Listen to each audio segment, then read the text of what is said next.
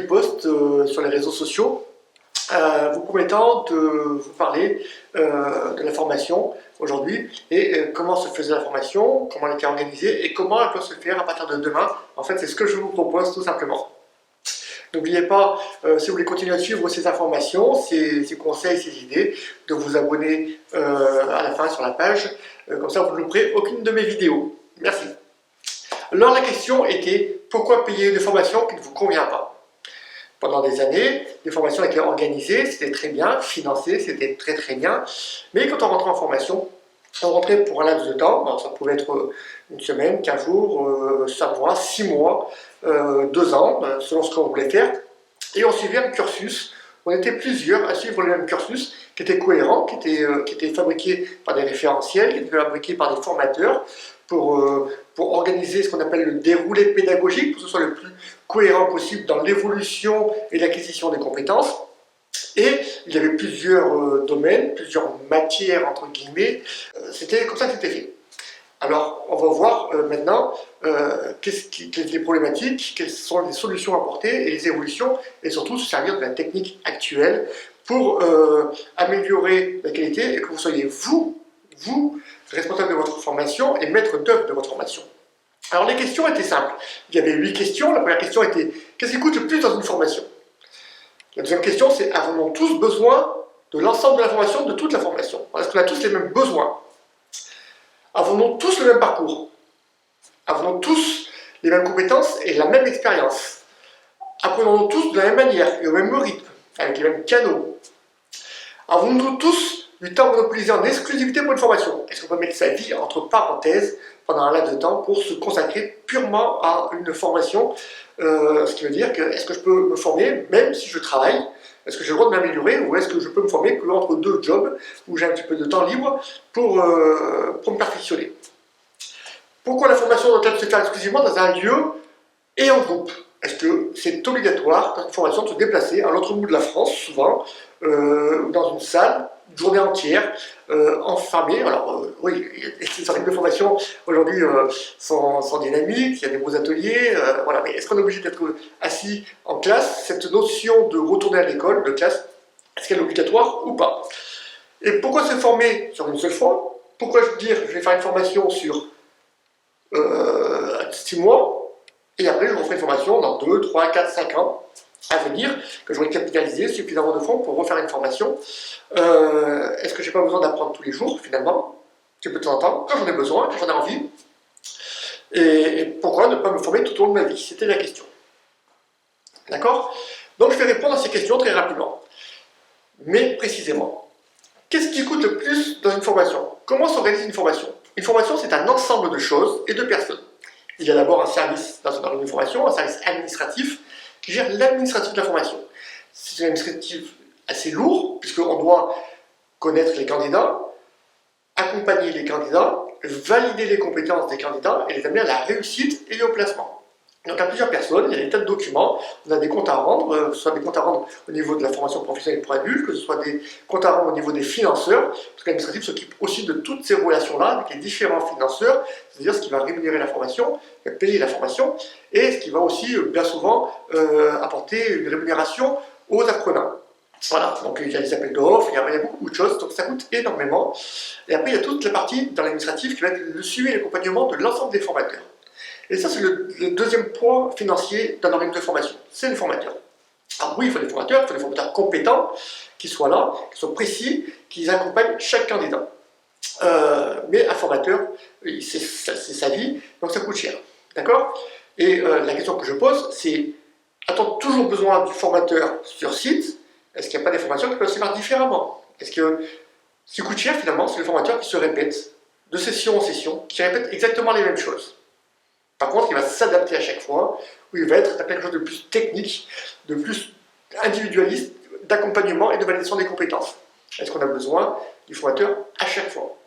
La troisième chose qui coûte cher, c'est les ateliers, c'est-à-dire les locaux, les ateliers pédagogiques, les salles, les cours, tout ce qui est autour, hein, c'est la gestion de l'entreprise finalement, des assurances, le comptable, enfin tout ce qu'on paye qui permet de faire vivre une entreprise. alors qui coûte très très cher également, qui arrive derrière. Alors vous comprendrez bien que des formations papier-crayon, comme on les appelle, ce sont des formations où on est dans une salle, assis, comme en classe, hein, on met ça en U, on est plus dans une formation adulte, bien souvent, avec un tableau blanc, si on n'est pas assez moderne, il faut avoir des écrans connectés, ça je vous en parlerai dans une prochaine vidéo. Un petit bijou que j'ai trouvé pour la formation qui est exceptionnel. Les coûts sont moindres, on peut limiter ça sur une location de studios, de locaux, etc.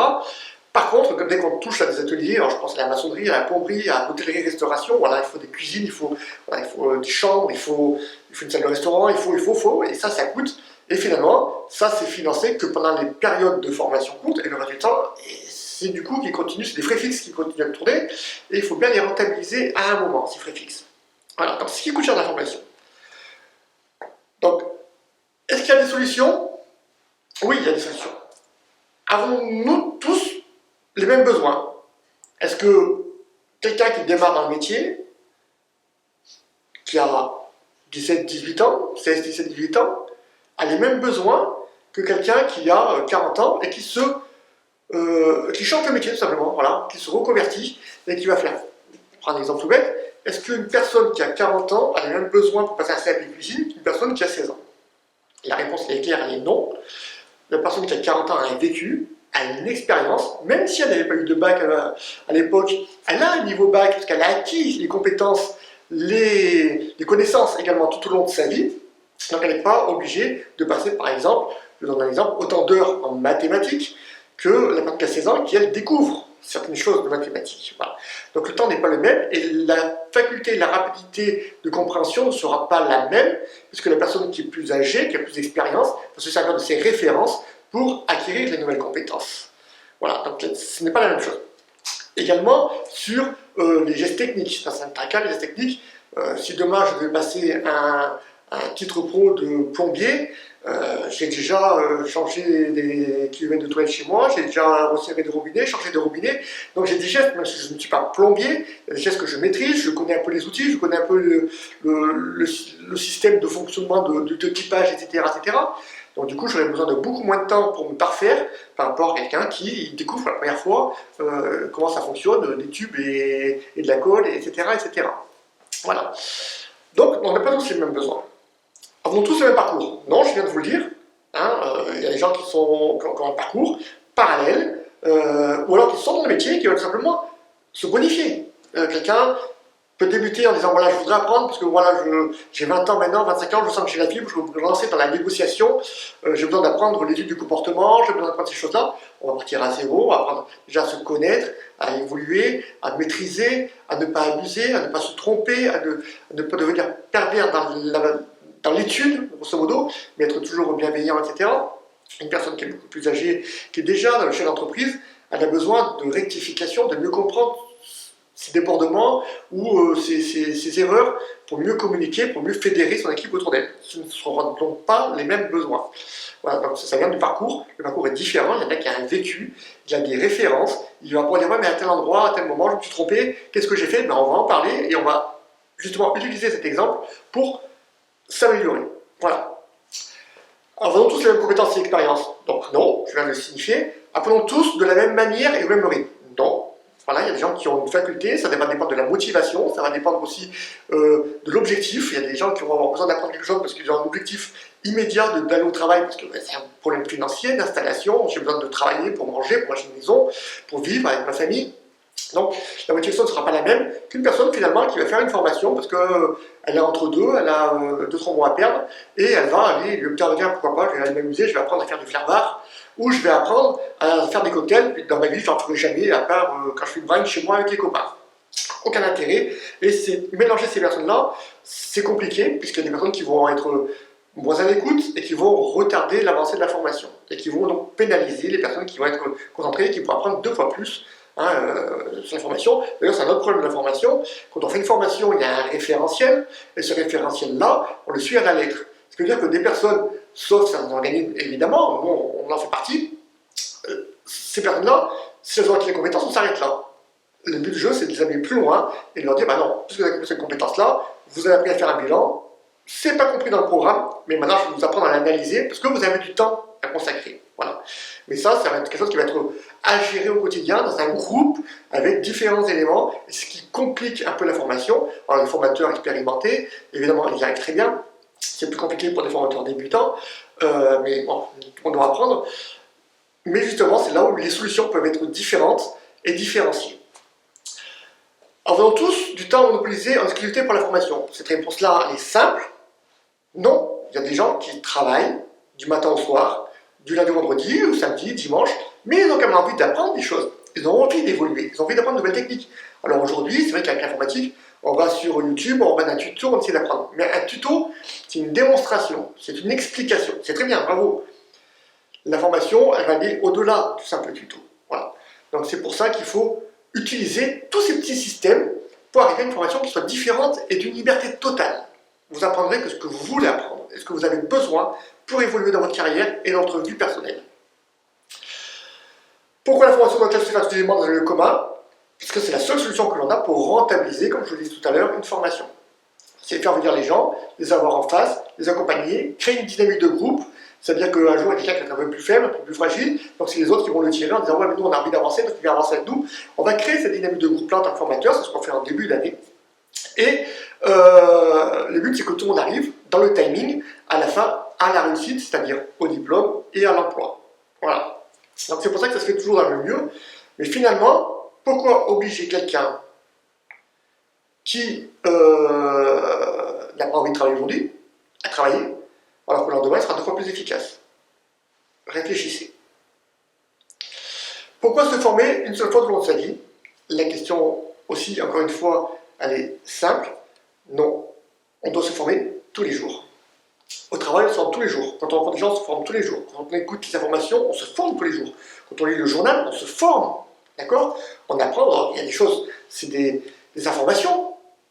Mais après, les informations, on va chercher. Mais pourquoi il y a la guerre là-bas? Je vais aller sur Internet, il est où ce pays? Donc on se forme. On apprend la géographie, on dit que ce pays est là. Après, on apprend la géopolitique en disant mais pourquoi il y a un conflit entre tel peuple et tel peuple? Et c'est comme ça. Et donc finalement, on apprend à se former, on apprend à connaître des choses, on apprend des références. On se forme parce qu'on apprend une nouvelle recette de cuisine. Et on la fait, et on la rate, et on la recommence, et on la réussit. Donc on se forme, mais tout seul, tous les jours, complètement. Moi qui fais une vidéo devant vous, petit à petit, j'améliore mon système de vidéo, je me forme, j'essaie du nouveau son, j'essaie de nouvelles prises, j'essaie de nouveaux systèmes. Et voilà, le jeu, c'est d'avancer et d'être, de me bonifier dans cet exercice, tout simplement. Alors, j'ai répondu un peu à toutes les questions et j'ai fait le tour un peu de l'environnement. Maintenant, quelles sont les obligations de la formation? Les obligations, c'est d'abord les obligations de formateur. Tout ce qui est administratif, ça peut se gérer à distance. On n'est pas obligé d'être sur place. Tout ce qui est administratif, la conception du programme, le parcours du programme peut se faire sur place. J'irai même plus loin. Le fait que le programme se fasse sur place, le programme peut se faire, le parcours professionnel et le déroulé pédagogique qui va en suivre peut se faire individu par individu. Vous avez besoin de quoi pour arriver où? D'accord, on va vous conseiller, il va vous manquer peut-être ça et ça et ça. Vous venez d'où? Et bien voilà votre parcours, voilà votre programme. Maintenant, ce programme-là, vous allez le faire comme vous voulez, dans le temps que vous voulez. Je vais vous expliquer comment, mais c'est tout à fait ça. Et s'il y a quelque chose qui est plus compliqué à comprendre, on passera plus de temps. Si quelque chose vous dites, non mais ça c'est bon, je l'ai fait, je le sais, on va valider et on passe. On prendra moins de temps. Finalement, ça va être, allez, on va rentrer directement dans le système financier, du financement à la carte, à l'heure, avec une part abonnement, mais ça je vous l'explique après. Mais sinon c'est du financement à l'heure, complètement. Vous avez besoin d'un coup de téléphone, je viens demain, hop, on le fait. C'est aussi simple que ça. Après, dans certains cas, si plusieurs personnes ont besoin de la même chose, on peut faire des regroupements, une chose n'empêche pas l'autre.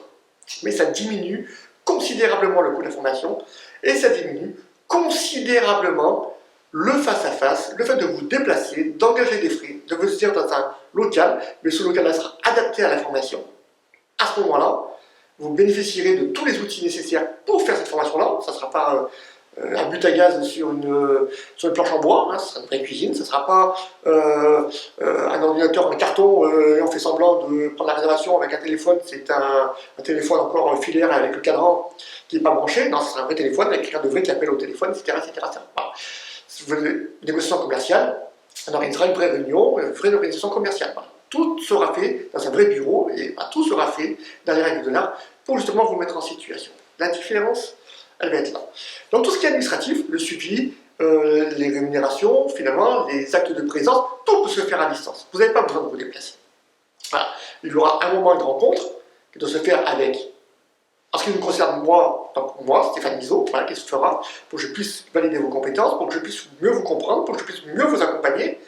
Mais encore une fois, ça se fait soit en direct live, soit on fait des réunions directement, en ligne. Hein, il y a des tas de systèmes qu'on utilise et ça se fait à distance et ça marche très très bien. Et d'ailleurs, je suis fan parce qu'on peut regrouper plusieurs personnes et on peut envoyer des messages, des informations, des documents. C'est quelque chose de très fluide et de très réactif finalement. Donc la deuxième chose, rappelez-vous dans ce que je dis que codifier, donc finalement l'administratif, on limite un peu les coûts, il y a moins à travailler dessus, d'accord, et on a moins de relations aussi avec tout l'environnement extérieur. Voilà, on ne s'occupe que de vous. La deuxième partie, c'est la partie formateur. Le formateur, il y a une partie qui va être théorique d'information, une partie qui va être pratique, d'accord, une partie qui va être de la mise en situation, une partie qui va être de l'évaluation, pour bien savoir si vous avez validé votre compétence, donc c'est la partie validation de vos compétences, et tout ça va être mis dans une partie accompagnement. Alors l'accompagnement, c'est savoir quelles sont vos difficultés, enlever vos freins. Le frein principal de la formation, c'est la localisation de la formation. C'est les déplacements, la nourriture, le fait de devoir aller sur un site tous les jours, ça coûte de l'argent. Complètement. Le fait de vous mettre entre parenthèses et de ne pas travailler, en congé sans solde, ou alors entre deux travails, c'est-à-dire que quand on est dans d'emploi, mais on a une perte de revenus, et à ce moment-là, on a un problème financier, donc c'est un frein aussi. On se dit, je vais dépenser de l'argent tous les jours et je ne vais pas rentrer d'argent pour continuer de vivre. Donc le fait qu'une grosse partie se passe à distance, on enlève ce frein-là. Vous travaillez chez vous, la majeure partie du temps. 70% de votre temps, vous êtes chez vous, grosso modo. 70-75%, ça dépend des formations. Après, évidemment, vous allez voir qu'il y a quand même des regroupements. Pour tout ce qui est théorie, ce qui coûte le plus cher, je me dis, c'est le formateur qui se répète tous les jours. À chaque début de session, on se répète, on fait la même chose. Je vous apprends à faire un bilan. Est-ce que j'ai besoin d'être devant vous pour vous tracer le bilan, pour vous mettre les numéros de compte, d'accord, pour vous expliquer les différentes parties, donc l'actif, le passif, les capitaux propres, etc., la trésorerie, enfin, tout le bilan. Est-ce que j'ai besoin réellement d'être là? Est-ce que vous avez besoin d'être dans la même salle que moi? Pas forcément. Une fois que j'ai fait cette formation, une fois que je l'ai enregistrée, j'ai travaillé avec des outils évidemment professionnels, avec vraiment de la visuelle, avec des choses qui apparaissent, voilà, où on va pouvoir travailler dessus, je vais pouvoir vous dessiner, je vais pouvoir vous expliquer. Et une fois que j'aurai fait ces choses-là, cette vidéo-là peut tout à fait être mise en ligne et vous pouvez y avoir accès quand vous voulez, autant de fois que vous voulez. Par contre, quand on va faire des exercices sur la mise en situation du bilan, à ce moment-là, on fera un petit regroupement. Mais c'est pas un regroupement qui va durer 15 jours. Si j'ai besoin de 7 heures, ça fera une journée. Si j'ai besoin de 2 heures, ça fera 2 heures. Si j'ai besoin d'une heure, ça fera 1 heure. D'accord? Donc on fera des regroupements, et donc du coup, ce sera un coût à l'heure. Et un coût, du coup, il sera moindre, évidemment, parce qu'on a besoin de moins d'infrastructures permanentes pour faire ces formations-là. D'accord? Donc ça sera vraiment du coup là. Et là, l'exercice, on le fera ensemble, parce que ça permettra de répondre directement à vos questions, de mieux vous comprendre. Donc je mettrai à l'intérieur, dans le même timing, l'accompagnement. Dans le même timing, il y aura la mise en situation, il y aura le côté pratique également. Et dans le même timing, il y aura l'évaluation, parce que c'est une évaluation continue. Dès que vous avez compris, d'accord, on refait, nickel, c'est bon, c'est validé, vous avez les compétences, donc c'est validé. Donc ce même timing, dans cette même heure, je ferai l'ensemble de l'exercice. Donc au lieu d'être là 12 heures sur un bilan, ou même un peu plus souvent, hein, sur un bilan on passe quelques semaines, vous allez passer beaucoup de temps chez vous, à l'analyser, à essayer de comprendre, à envoyer des questions, on vous répond, et après d'ailleurs, en regroupement, on met tout ça à plat et on valide. Vous vous rendez compte du temps que vous allez gagner et l'énergie que vous allez gagner. Et le fait de faire gagner de l'énergie également aux formateurs, c'est-à-dire à moi, je serai beaucoup plus disponible et à votre écoute pour vous. Je pourrai créer des outils de plus en plus perfectionnés et de plus en plus autonomes. donc de moins en moins cher. Alors pour terminer, comment ça se passe? Oui, il y a des moments où il faut se regrouper. Ces heures-là, il faut les payer. D'accord? Mais finalement, quand on décide, moi je veux le faire, mais je vais faire seul, je vais personne à côté de moi, je vais être seul avec le formateur. D'accord? Ça aura un coût. Alors, le coût sur la formation, dans ces différents niveaux. Voilà, il y a différents coûts par rapport, s'il y a de l'alimentaire, s'il y a de la perte, s'il y a des choses, etc., des outils, selon l'environnement qu'on a besoin, il y a différents coûts. Mais on va dire que grosso modo, on est sur un coût de 80 € de l'heure. Soyons francs. 80 € de l'heure, si vous êtes seul dans une salle, vous allez payer 80 € pour une heure. Et après vous partez. Le reste du temps, vous allez apprendre, ça ne coûtera pas ces 80 € de l'heure. Et pour le reste, tout ce qui est en ligne, comment ça se passe? Eh bien, ce que je vous propose, c'est de faire cette formation-là par abonnement. C'est-à-dire que je travaille actuellement sur un site, voilà, qui est, je vais le présenter prochainement, qui est très novateur. Vous payez un abonnement mensuel, avec un tarif qui n'est pas exorbitant, pas plus cher que Netflix, pas plus cher que Canal+, ou ces choses-là. Voilà. Vous payez et vous avez accès à toutes les formations, tant que vous voulez, comme vous voulez. Vous vous rendez compte? Vous avez un accès illimité à toutes les formations, et pas que les miennes, celles de beaucoup de coachs triés sur le volet, évidemment. Pour certaines formations qui sont plus spécifiques et qui me concernent beaucoup plus, à ce moment-là, il y a un autre canal, qui sera un canal direct, qui passera directement par le site de l'IUM, d'accord, où vous aurez accès à ces formations-là. Donc, un abonnement maîtrisé que vous pouvez rompre à chaque moment, et que vous pouvez garder toute votre vie et apprendre des tas de choses, même des choses que vous ne pensez pas. Vous avez fait une formation sur la comptabilité, puis finalement, en regardant, vous voyez qu'il y a quelqu'un qui fait une formation sur l'étude du comportement. J'en parlais tout à l'heure. Et c'est un spécialiste. Ben, je vais suivre cette formation-là. Est-ce que ça m'intéresse? Si ça ne m'intéresse pas, je zappe. Si ça m'intéresse, je ne vais pas aller plus loin. Vous ne paierez pas plus cher de toute façon. Donc voilà une façon révolutionnaire de faire la formation. Vous payez un forfait maîtrisé et vous vous formez à votre rythme quand vous voulez.